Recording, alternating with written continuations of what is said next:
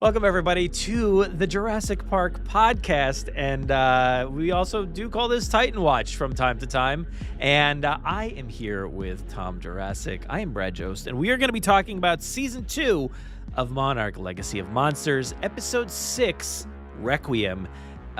This one, dude, kind of like an all-timer episode. I'm excited to talk about this episode. A lot of really great stuff happens here. How are you? What are your thoughts? What's going on? I'm good. I love this episode. I think the Roadhill Care Centre setting is really good for it.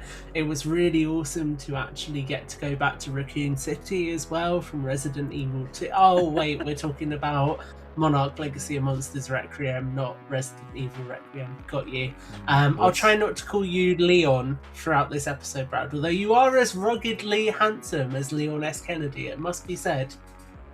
I don't know. And you have no idea who that is. Yeah. I appreciate it. I don't know. But I'll take it. Let's go. We're going to go to Skull Island as one ruggedly handsome guy and a guy with a patch. And we are only 2 weeks earlier, apparently. 2 weeks earlier, we are on Skull Island. It's crazy to think that only 2 weeks has passed, I guess, since the end of season 1 and now. Wow. There's an interesting detail that was said during some of the interviews for this, which is this entire season, I think it takes place over 6 consecutive days. I do remember them saying that. Yes, it was like a day per episode or so. I assume that's accurate, and that the time is there's like a time change, and like somebody sleeps or something in every episode and wakes up the next day. I don't know, but yeah, this one's 2 weeks earlier. Kentaro's out there watching Kong. He's drawing him. Nice little sequence here. Kong scares him off, and he gets out of there. And then, dude, we're in Jurassic World. We got Jurassic style fencing. Yeah, this is the thing that I nearly spoiled in a previous episode that we've recorded. I figured, we have a very talented editor.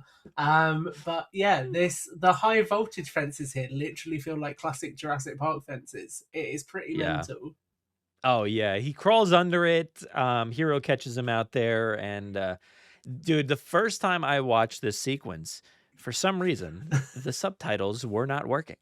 And it's a very long sequence, and it's all in Japanese, and I had no clue what was happening. I remember you messaging me about this.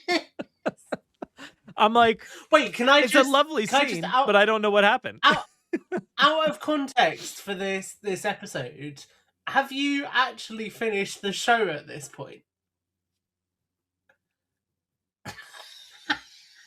No. Oh my god! I still have not. I apologize. We are, the world is catching up, and I have still not finished this. Maybe by the time this actually airs, yes, I'm planning. Yeah, but no, I have not. I haven't had time. Too many things to edit and record. I've created this problem for myself. Okay. So I have no clue. Don't spoil the ending for me. But we won't get there yet. We're talking about episode 6. And I did go back and watch it again, and the subtitles were there. It worked. So I don't know what happened, but so Hero wants to see the drawings, and he wants one. Nice, sweet moment there. He takes a good one. It was a pretty good one. It's got like 3 little pictures of Kong, I think, on there. And he also offers like a beer to his son. It's like, hey, let's kick back. Let's chill, because you got to be a couple chill guys, because there's only a day until we get Kate back. That's a day before trying to get Kate back. And they talk about, how this has been 2 years of work and everything. And then, so the context I was missing for this sequence was actually pretty cool. Like I get to hear that, like, they're questioning, like, well, we don't really know how time works down there for her. And what if a year can pass in a day? And Hero talks about finding that rift in Alaska, and that he spent like a day or 2 in there and came out a year later in Africa. So that was like, whoa, okay. I find that so interesting. So, I mean, Firstly, I think it's really nice in terms of giving you a sense that Kentaro and Hiroshi have grown closer in that 2 year gap, because you kind of get a little hint of that in episode 1, where you sort of get the sense that they've been together while Kate's been absent. But I also like how this explains some of the really weird jumping around in season 1, where one moment he is in Antarctica where the Frostvark is, and the next moment he's over in Africa, and there's no real explanation of how he's got from one to the other.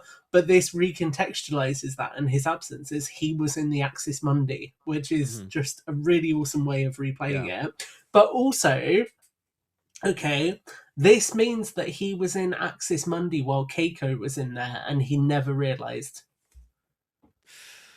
Brutal, dude. Yeah. That's horrifying. I mean, I wonder how, like, we still don't know a lot about this region, right? Like, it's still this like in between point. I'm assuming still different from Hollow Earth and stuff, right? And it's, how big is it? Like, I don't really understand the size and scope of this land and what it is. So who knows if if it was even possible, to see that. Yeah. I mean, I think in like season 4, what they're going to do is have a big zoom out shot which reveals 2 like massive tunnel walls, and you're going to have the hollow earth and then like the earth at the top, and this is just the place in between, the upside down of it all, if you will. Yeah, don't mind the tower in the middle of it. That's nothing. Don't look at that. But yeah. So we'll talk about that more in coming up. So you're gonna get on to the what was the name of that video game? Requiem. Resident Evil. You're on that train. I'll be on the Stranger Things train this episode. But yeah, that was a very interesting sequence, and the fact that like we last left, Kentaro witnessing his dad is dead and didn't get to that moment with him. It's nice to see that he did spend these 2 years with him and that they had a good, relationship there. So that was very nice to see. It doesn't make up for not being there to see him and say goodbye, but like at least he did have that time where Kate didn't. Kate never had that amount of time with him. So yeah, but we do cut to the current. Cut to 2 weeks later, I guess, current timeline, and they're at the funeral. We're going directly, which I was kind of shocked about, the fact that like we were just off in Santa Soledad, wherever, and like now we're back in Japan. I think you're right, and there's the funeral happening. They got right down to business. They laid him to rest, and that was nice to see. Both families. It was his wife and his side piece. Yeah. It was a nice moment, very heartfelt, very sad, and a beautiful little funeral for him. And it was a long sequence. And I think it was one of the longest opening montage sequence. Well, not montage, but opening sequences before the credits. And so we get to see all that. I actually, was that before the credits or after? I don't know. But it felt like they really slowed it down and played it out quite emotionally. I think it was before the credits, but yeah, we do get to see Kate like apologizing to Kentaro for not getting to say goodbye. So keying off of what I just said too, Kentaro is kind of defensive in this moment. He's blaming her a little bit about like, why were you down there with the Titan? What's your problem? Yeah. And Kate talking about how she's not really in control of that moment. Like, she doesn't really know what happened to her there. So I did like the part though that Lee. I forget what comes first, but Lee has this comment about like, I'm gonna find a way to set things right, I promise. And, so he very says impactful moment there. Yeah, he says it right as he puts down the knife that you've seen throughout the show. So I think it's his knife that he left behind for Hero, and he puts that on his grave, which is quite impactful. And I like the fact that, again, this is about consequences, right? Like we spoke about this in episode 5. It's these characters realizing that they can't undo the past. They just have to take accountability. And that I really think you're getting a sense for with Lee. But also, we've seen what happens with Lee when he feels emotionally motivated by something. He isn't the best decision maker. So that sets it on a really interesting path for where this is going to go, I think. Yeah, and I'm perplexed. You know, when somebody says something like that, I'm going to find a way to set things right. There is no Yeah. way to set death right necessarily, right? Like there's nothing you can No. do. It's done, it's over, it's final, you know? Well, actually, in Resident Evil Requiem, no, yeah. I But do like here. There's a detail we've not touched on as well, which is the fact that we're talking about setting things right. Suzuki's back in this mhm, scene, Dr. Suzuki, and obviously you could argue that he connects back to when things first went wrong. for sure. Yeah. Yeah, he's Mm. the Titan phone guy, right? The guy who helped create Yeah, it and yeah, it just makes me think about like especially that Lee comment like how do you set things right? How will that work? I'm thinking about like because my mind always goes to time travel. I'm like, how, all right, how, because that's yeah. what I was talking about with Stranger Things. There's so many things in Stranger Things that are referring to like time travel. And I'm like, we are doing And then this. it We're never going went there. anywhere. Never went anywhere. But Oh. so that's my mind there. And then yeah, you mentioned Suzuki. He's at the funeral. And what did you think about Suzuki? You know, he invites them back to the house. Did you I found the aging process on this actor to be a little silly. But Yes, this it is the was a same bit actor. inconvincing. Yeah, Leo Ashizawa comes back from season 1. Yeah. I don't think he's been in this season at all up until this point. I don't remember, um but yeah, so he's there again and he's now the same age as Lee and like you've Yeah. got Lee who, you know, Kurt Russell, real guy that age, and then Leo, I don't believe he's that age, but like they tried to age I him up, almost feel like not super there's like a convincing. commentary. There's a commentary on the different types of filmmaking there, which is you've got Kurt Russell and Wyatt Russell, and obviously they are very similar but play different ages. And then you've got one actor trying to play the character throughout all the ages. Why did they not find another guy that had a father that they could Yeah. cast? But yeah, I thought, you know, maybe they could have cast somebody else, but like this is a very specific character, so maybe they wanted to just have the same guy do it. Yeah. But yeah, it was fine because I do like his performance and stuff, especially season 1 and here. He's fun to watch. So he's back and then we go to Monarch HQ, Arlington, Mm. Virginia. 1958. So some context. We're going back in time. I love it when we get the timeline, the position where we are, the date, you know, all that stuff. It's great. We see Alice, the new secretary, in this office, and Bill meets with Keiko or no, sorry, Bill and Keiko meet that Alice there, and then they get their new offices for Monarch. They're setting up Yes. their location here, and then we get to see Keiko putting up that drawing of the Herosaurus, that picture that we saw in that outpost. What was the name of it? It was 27 or something like that, right? Yeah, Monarch Outpost 28. Yeah. 27. And yeah, that was a nice moment because we, you know, when we saw it in the last episode, it was like an old drawing, you know, you could tell it's been there for a long time. And then here in Yeah. 1958, brand new drawing, brand new. Lee arrives though as well. He wasn't there originally, but Yeah. he makes a toast with Lee and Keiko about saving the world, and then says, "I've been reassigned. I'm not going to join you guys on this Yeah. mission." And you know, he just basically says like, "I wanted to move on. I'm going to go join General Puckett, and we're going to do some other stuff." So yeah, so before we get to that point, there's a couple of cool details here, which is firstly, I like that the photo of Titan X is such an intrinsic part of Monarch's setup. Like we get that sense from Bill in Skull Island that finding evidence of something is really important for future funding. So it's an interesting callback that actually the photo of Titan X feels quite integral into Monarch then getting government investment and further proof that there's not just Godzilla, there's something else out there as well. Because you could make the argument, well, up until this point, Monarch is largely just dealing with Godzilla, right? Like we've had the encounter with the Iron Dragon, and I was going to say the USS Eldridge, but that's Stranger Things. But the encounter with the boat that Randa said he was on, and sort of like you've seen that, but there's no real evidence of that. Whereas this photo is the first evidence that can be taken back to higher ups. But also, if you're like, oh, why has he said the USS Eldridge is Stranger Things? It's the play; it appears in the play. But Oh, the I thing that also nobody like saw it. that, but we needed the context to that nobody gave Yeah. us.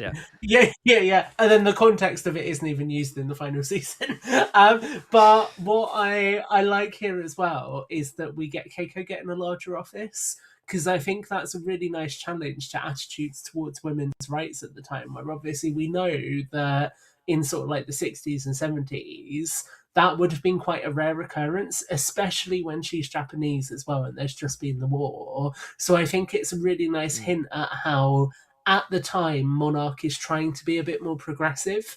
And that's something we do get a sense for later in the season, where there is the kind of, or not later in the season, even throughout this show, which is this constant commentary from Tim about Monarch not kind of being what it used to be, not being what they envisioned it to be. And I think that's a nice way of sort of re-emphasizing that it's lost its way. Like at one point in time, it was this progressive organization that was being led by a woman who was very capable and very confident in her field, and now it's kind of slipped back more towards an organization that, with the kind of bureaucratic cycles you can see in places like Washington, becomes a little bit more of an old boys club and that sort of thing. So I just feel like there's some interesting implications there. Yeah, I do think there was a comment even in that sequence about like them being there because of her and her photos and all the Exactly. Titan photos. So yeah. So we go to Kentaro's place, and May shows up at his door, and Can I just say it. How many locks? How many locks does my boy need? I didn't notice, but it's funny. That's a funny observation. But May did not feel welcome at the funeral. Unfortunately, there's always sequences like that where, like, in a movie, somebody's like, I didn't feel comfortable going or didn't feel welcome. And I'm like, dude, just go. Like, what are you doing? But they do go and get a drink, and they're going to go to their old time place. But anything there that you want to mention other than locks, or no, you good there? No, just the locks. That's the only thing that matters. So we do go to the past. There's a lot of skipping around in this episode. Oh, what do you got? I will say it's an interesting reset in a way, because we're almost taking their characters back to where we first met them in season 1. Yeah, very good observation. Yeah, you with the Thank locks and going back. We're going back. A lot of going back. So we're now back in the past again, and Lee shows up at his dad's place. Lee's dad has the same name as him. I noted that, and his dad's wondering, why did you leave Monarch? What's your problem? What are you doing? Very quick sequence there, I think, but we jump back to the current timeline, and we're at Suzuki's Do you know what house. I really like here? I really like how in that conversation with his dad, there's the reference to honor and the honor of Lee stepping aside for basically Keiko and Billy, because we know that honor is hollow. We know what's already happened with Keiko and Lee. So I like that it kind of is playing on the idea that he's this honorable man, but really he's not. He is a flawed character. I just think that, again, from sort of the studying of sort of storytelling I've been doing as a part of my own writing journey, you learn that actually audiences don't resonate with characters who are entirely infallible. They resonate with characters who are flawed. And I think this show is doing a really good job of layering in those little flaws and sort of contradicting them in different places as well. Yeah, and there's a lot of movies and TV shows where characters make decisions that you would never make or never feel like that would be a real human choice. And I think this show does a good job of like making real choices, having real flaws in a Titan universe where like you expect the focus to be the big monsters, but like the focus is the flaws of the people. And that's why I think, it makes it really, you talked about people being invested in, not being invested in like straightforward characters who aren't flawed, but like these people are flawed. And that's why I think I'm so invested in them. And I love all these characters. So it checks out, absolutely checks out. Do you know what? I And really love that the process I've been going through. It's letting me kind of lean a little bit more into that when we're like doing these commentaries as well. There's a complete side note, but there's a really interesting book that I used when I was constructing the structure of my story, which is called Save the Cat Writes a Novel. And it's a really interesting breakdown in terms of like how different story tropes and things appear throughout different types of stories, and what common elements you can expect to see in different genres and that kind of thing. And it's just really interesting taking that and applying it to a show like this, because obviously screenwriting is different, but some of the conventions remain the same. So it's quite interesting seeing those parallels. yeah, this show to me feels like a nice like masterclass in like connecting dots and Yeah. parallels and storytelling like that. It's really great. It's really great what they're doing.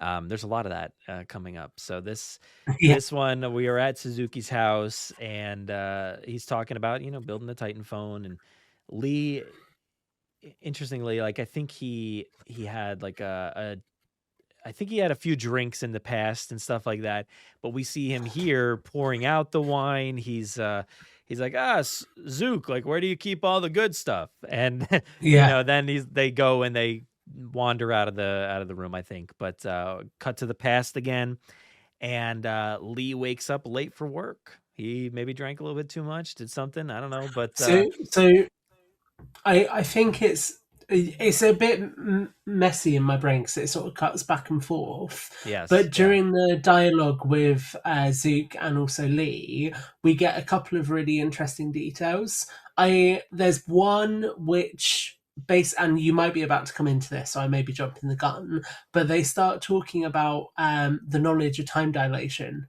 in Axis yeah. Mundi. And basically, Zook says that because he didn't realize that, every equation he had made with the Titan phone was wrong, but obviously now he can correct it. But also, there's a really interesting detail that I think sums up how brutal governmental programs can be, right? Which is they're talking about Project Hourglass, and he says after it failed, he was blacklisted, he had his visa revoked, and his inventions were destroyed. So I really like that because a lot of the time these shows will present you as this faction, this government is good, this government is bad, but actually it shows you that even the stereotypical sort of good guys within this story did something quite nasty to Zook because things didn't work out. Mm-hmm. Yeah. That sequence is a few steps from now, but we'll stick with it because that's Lee is asking him like, hey, how can I contact Godzilla? Yeah. And he does show him like this new device, and that's when they start talking about the time dilation and calculating Axis Mundi's time dilation into the equation there. And he's been able to work on this for a lot of years now with this new device. So it's pretty interesting stuff there. There's so much context to the work, and time dilation stuff is so, which it's what this show has been all about. And it's always super interesting when like a show dives into, well, it was only 2 days but it took a year, kind of thing, like Interstellar. That however long they were on that water planet turns into like 7 years or whatever it is, like that's crazy. Stuff like that is really, really interesting. But let's cut back a few scenes because this is where we're in the past, and Lee wakes up late for work, and his dad when he arrives at work, he's like, no, you don't need to go see Puckett, come on, let's go to breakfast, skip that meeting. And he's like, I don't know, come on, I gotta go to work. Oh, fine. So they go to breakfast. But I really want to understand what rank his dad is at this point because they don't really make it clear, but he seems to have like a lot of pull. It seems like it, yeah. To be able to skip like a general's meeting or whatever and just go with your dad, like you'd feel you might get in trouble, but maybe not. Maybe not in this case.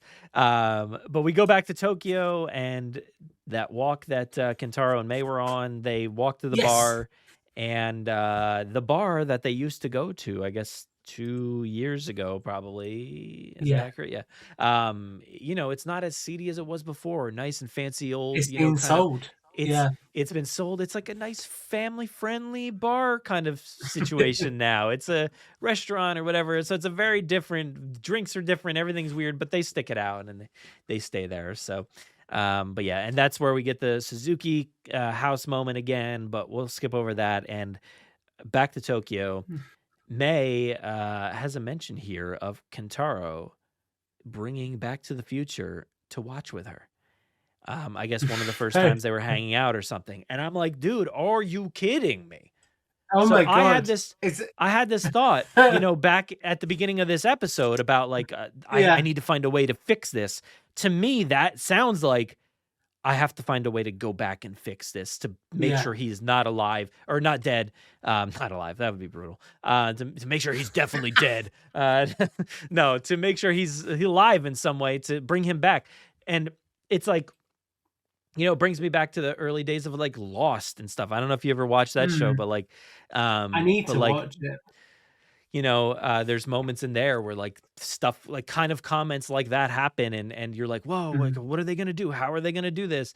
And then Stranger Things as well, like season 3, I think it's season 3, has an entire like they go into the theater and watch Back to the Future.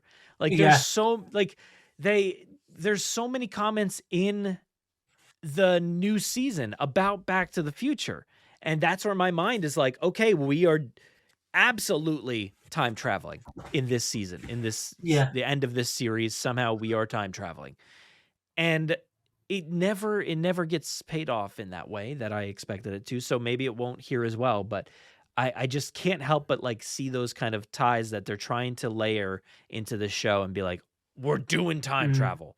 We're doing it. It's happening. I think there was even a comment.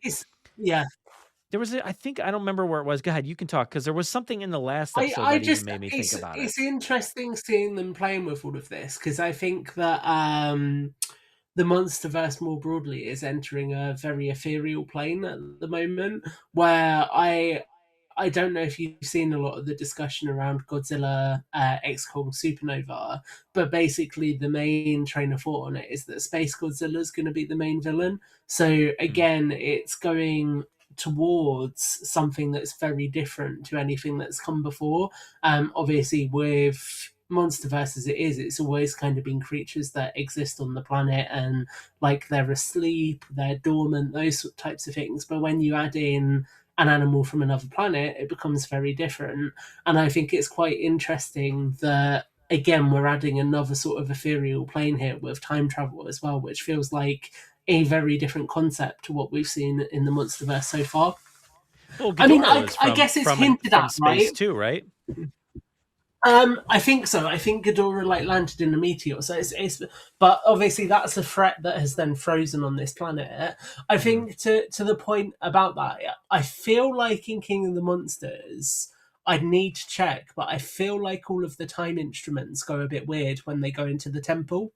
So I think they've played with elements of time dilation before, but this feels like they're going all in on it. I do think there's a really interesting detail in this moment as well. You kind of touched on when I brought it up far too early in the conversation.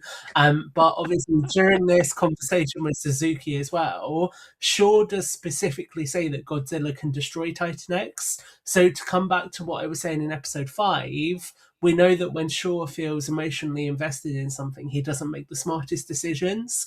And here, I like how this feels like he hasn't learned from moments earlier in the season, particularly on the boat with the drone, where, again, he's responding brashly to a situation rather than fully thinking it through. Yeah. I like how we're just jumping all over the place. This is like a bit of time travel ourselves within this episode.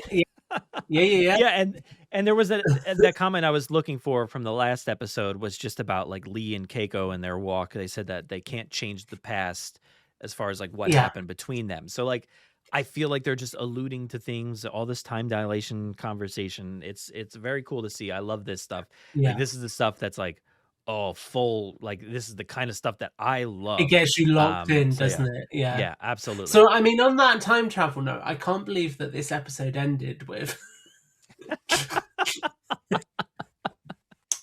No, but at the bar, since that's where we were, he mentioned watching Back to the Future with her, or she mentioned that Kentaro goes in for a kiss and she backs up. Oh my God.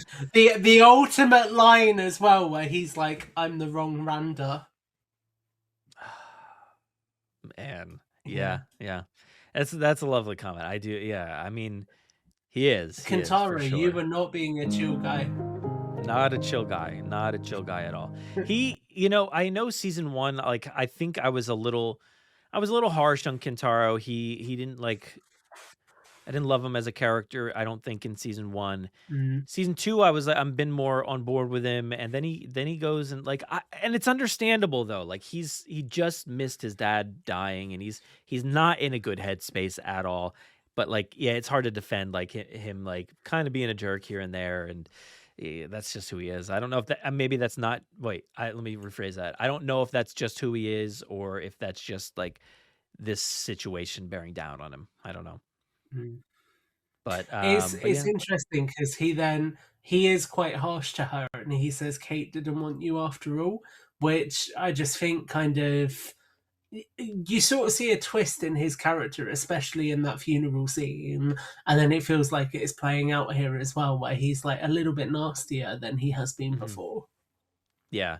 So Again, she ends up leaving. interestingly, it does feel like it's a bit of a reversion to the Kentaro we saw in season one, where he is a little bit. I mean, I don't want to make you edit it again, so I won't say that. But he's just not the funnest dude to hang around. Yeah, I was thinking like a little wet blanket. Like that's the kind of phrase that I was going towards. That's a very British phrase. I'm impressed. Oh, really? I don't know. I thought that was an American phrase. So we share things. I mean, to be fair, we probably say wet wipe, but yeah. Oh no, I wouldn't go there that far. That sounds not no. But she gives him space. She leaves the bar, and coincidentally, somebody walks in right as soon as that happens. Yeah. It's Amber Midthunder, from Prey. Is that the movie she was in? Yes. Yeah. Great. I love her. She's awesome. Was she also in the Roswell remake? I think too. Possibly. But she's all great. I'm gonna She say walks here in. Is we will come on to it, but my immediate reaction here when watching was like seeing Kentaro talking to somebody else, but suspect she is Apex. You're on her right away. Okay, I love it. Yeah, it's because it's too. I've been with too many conveniently entering people.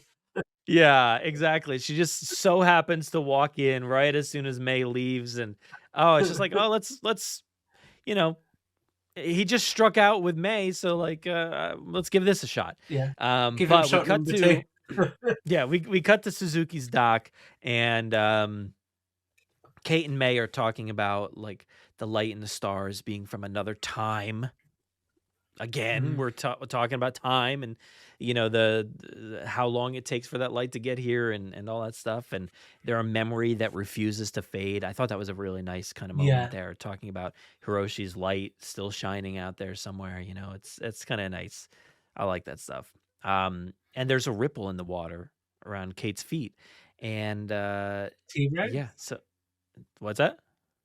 T-Rex. T-Rex.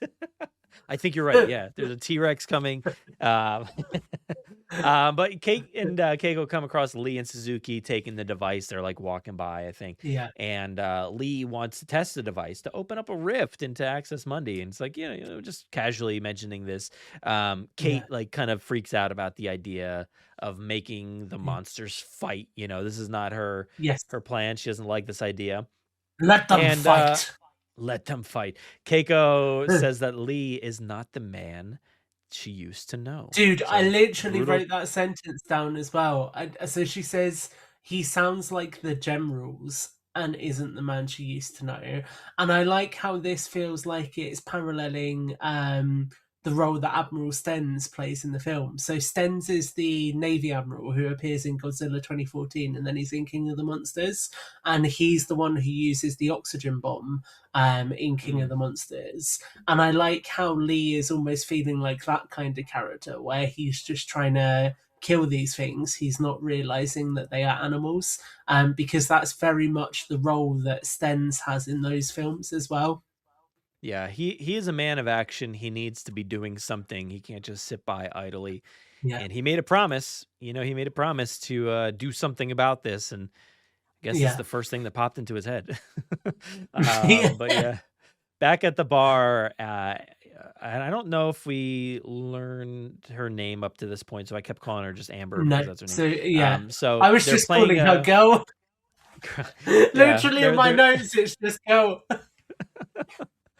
they're playing a drinking game. I recognized her right away. I was like, "Oh, dude!" Like kind of like when Cliff Curtis came into the show. I was like, "Cliff Curtis," and I'm like, "Amber Midtoner." Okay, they're playing a little drinking game with Kentaro over G-Day footage that's on the TV. She puts his phone number or puts her phone number into his phone, and she has a little misstep, and she reveals that she knows Kentaro has seen a Titan. So it gets him a little curious and like, "Hey, wait, what's going on here?" And we do get to reveal that her name is Isabel, and she is the daughter of Walter Simmons. And apparently nobody sent her to spy. Apex did not want her to make this approach, but she did it on her own. Do you believe it? I don't think so. I mean, we're going to see, right? I did immediately. I was like, oh, is this trying to be the daughter from Godzilla versus Kong before she's grown up? So I then went away and did some research. And the daughter present in GVK is Maya. So Isabel is not the character we see in GVK. So I find that quite interesting because that means that this is a second daughter that Walter Simmons had. Yeah, I have to go back and revisit some of those characters because I know there's like, there's a bunch of people that I feel like are connected, and I want to really see who they all are again. But I got to end this show so I can Yeah, brother, I literally, the other day, I nearly messaged you something that was about a later episode, and I just had the thought, I was like, oh, I don't actually know if he's watched it yet. I'm so glad I had that thought now. Yeah, I'm glad you're not spoiling it for me. We go to the past, and Lee describes Godzilla to his dad. His dad apparently transferred Lee off of Puckett's job and into Vietnam. I guess I wasn't really sure of what the situation was here. Yeah, so they reference MAG Vietnam, which is, I've looked at it, there's various abbreviations, but it sounds like it would be Military Advisors Group.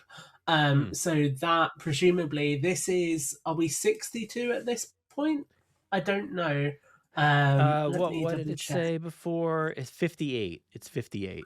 58. So, I mean, the conflict would have been 3 years into it at that point in the Vietnam War. So, presumably, that would be him going and being like a senior advisor, possibly. This is me getting into the fact that I'm quite interested in my history, but I imagine at this point in time, where it would be an advisory group, it probably would have meant advisors for the South Vietnamese army. So that he would be in that kind of role, which is quite interesting when you think about it, because he's in the military at a time when this massive conflict is happening, and then by the time he comes back from the Axis Mundi in season 1, this conflict has completely passed him by, and actually there's been other conflicts since then as well. And they're in space. They're like space traveling at that point, right?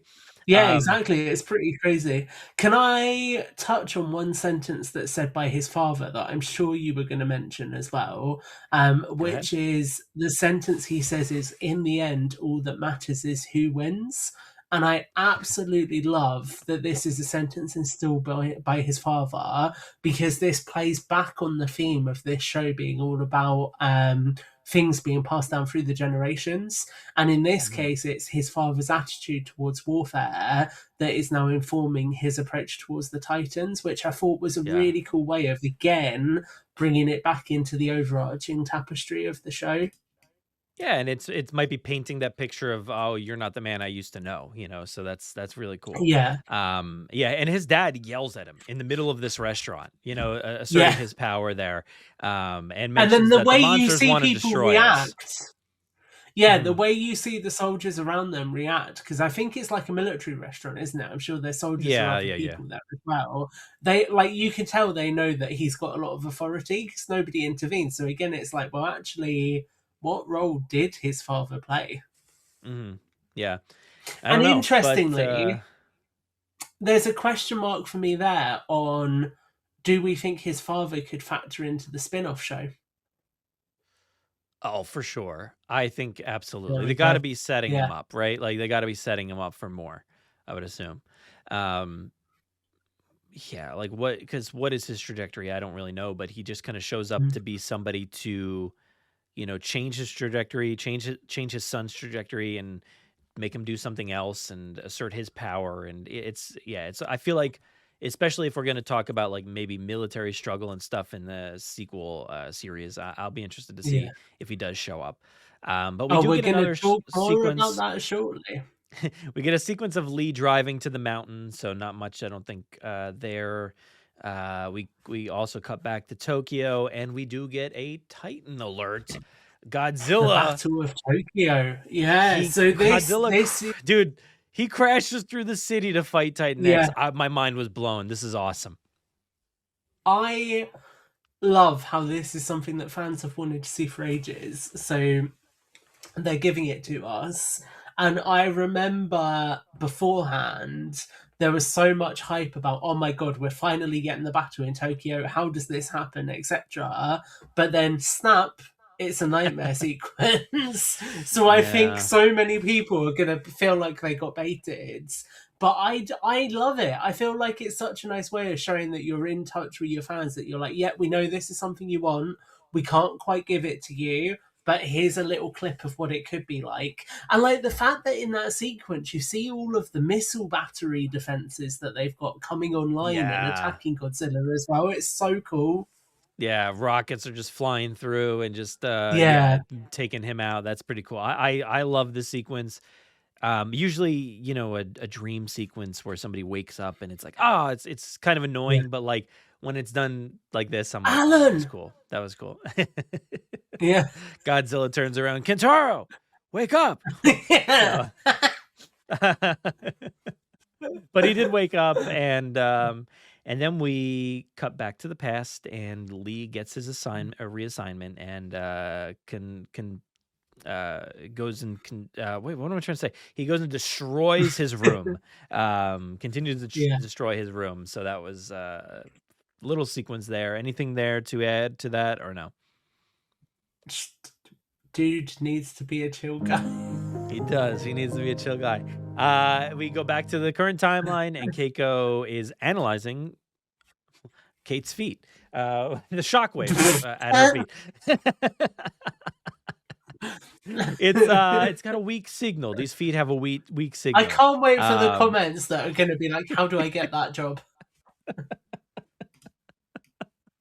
Well, Kate has to go deeper into the water, and Keiko's hearing all kinds of signals over the headphones, and she records it all on like a tape recorder. Kate basically like kind of knocks herself out in the water and then wakes up, and then the playback happens. You get to hear all the sounds, and Kate is hearing like you get to hear the sounds. They sound a lot like panic and fear and stuff like that. So it's a pretty nice sequence that plays there. Like the idea that these are animals, they're not monsters, and I really love that. And I think, again, not to draw parallels, but I just feel like this show has done that particularly well compared to other things. Yeah, that's for sure. But we're at the mountain now. Lee and Suzuki are getting everything set up on this mountain. And there's a lot happening here. Suzuki mentions that he needs the conduit to like make the connection between the rift, I guess, and says, hey, Lee, you can be that. You got to get close to the rift. Make sure you're getting like all the way down in there, basically. And he does. He goes down there. So, but before we get too deep into that section, anything there before we move on? No, sir. Monarch HQ now. Lee, we're in the past, I believe. Lee comes to meet Keiko and says like, "Hey, guess what? I'm coming back. I'm coming back to Monarch." And this is where we find out that Bill is in Kazakhstan at this moment, and she shows Lee the map. And so there's that sequence. Nice little trip to the past, and it's nice to see that. Nice where that he's Lee's like returning. Yeah, and also he says what you're doing here is too important. So I think that shows a little bit of his character growth in terms of he does realize how much of a big existential threat that is. But interestingly, given the conversation with his dad, I actually wonder if this is double-sided, where to Keiko and Bill, it's like, great, he's coming back, he wants to help us. Actually, has he realised, oh, my best chance of killing these things is staying as a part of Monarch? Who knows? Yeah, it makes me wonder because his dad set him on a different path, right? He wanted him to do different stuff. So Yeah. will there be backlash there? Because are there going to be no consequences to disobeying his dad's orders and stuff like that, So there's an interesting detail here that I don't know if you have picked up on, but they say that the next mission is the Urals, and it's an incident at a Soviet power plant. So Lee has literally come back, and the next mission they go on is the mission where Keiko goes missing. So I thought that was quite crazy that there's that connection. But also it made me think, right? They say that this has happened in the Urals and they've been forced to cordon off the area for 100 miles. Weren't the Ural Mountains part of the USSR? They were. So therefore, I wonder if this incident is going to factor back into the spin-off as well to some extent. Like maybe this is the catalyst for the USSR starting their own version of Monarch. Yeah, just like Stranger Things, right? That was literally what I was thinking, but I didn't want to say it. Which I love that parallel in that show, the fact that there's the Hawkins and then there's the Russian stuff that's happening out there. It's like it's really cool, like different to see how they're testing things differently and what happens at these facilities and then to see them converge to a certain point. And I hope we get a lot of that kind of similar stuff there, but makes me wonder about the consequences of all this, Yeah, it's going to be really interesting to see how it plays out. I'm sorry I'm going on. I've just realised I've got actually more notes about this section than I realised. But there's a really cool line as well where Lee says he got an uncomfortable glance at his future without eggheads by his side. And I really like that because that explains his character change and why he's different to Keiko when she meets him again. It's because Keiko and Billy weren't there. So he reverted to being the person he didn't want to be because he didn't have them to keep him on the right path. Yeah, kind of. It was worthwhile observation to include. Yeah, absolutely. Keiko was talking about that with Hiro, in the last episode about like, I wonder what would have happened if I was here with you. And same goes for Lee. Lee turned into a person that she doesn't recognize anymore, and that's because she wasn't there. Yeah, and Bill wasn't there, and everything went wrong. So I wonder who he would have become. Would he have been him? He would have been a much more chill guy, I think.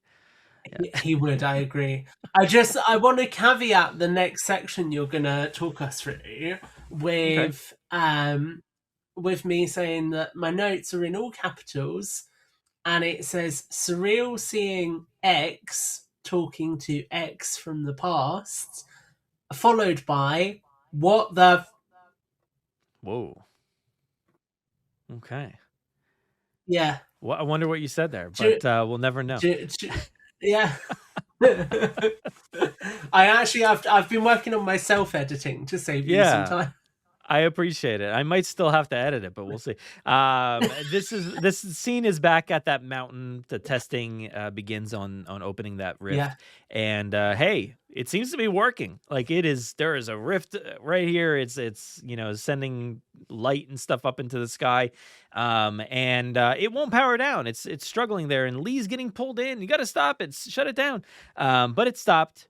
And some weird anomaly occurs directly after that. The light kind of stays stagnant and just is kind of pouring out, not in as big a fashion as it was when the portal was open, but like it's still doing something. And even Lee is like, what's happening here? What's going on?